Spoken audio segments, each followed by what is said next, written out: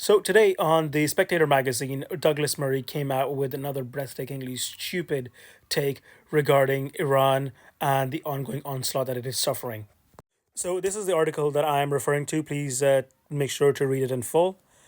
So apart from being an obviously racist and ridiculous take, this article has the textbook Douglas Murray fallacies.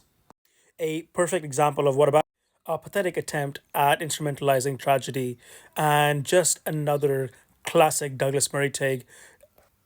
So this article, quite frankly, reeks of the white savior complex. This has less to do with sympathizing with the condition of the LGBTQ community, which, quite incidentally, many other large humanitarian organizations have spoken out about. But this guy fails to account for any of it. He uses profoundly stupid examples in his work, and much like in much of his other work, creating false equivalencies, and using that as a hammer to not just beat his domestic opponents, but also to feign this sort of care that he might have for the LGBT community of Iran.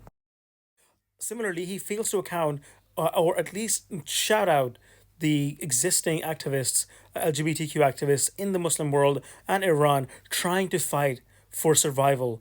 Yet he uses their suffering as a hammer to not just beat his own particular brand of Islamophobia. He also uses it to criticize his own domestic opponents.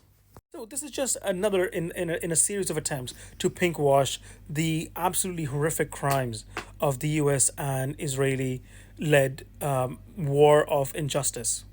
But I am hopeful now. Thankfully, people pay less and less attention to obvious frauds like this guy, and of his ilk, and are a lot more critical of pinkwashing the crimes of these imperialist powers that are only out to kill and ruin lives.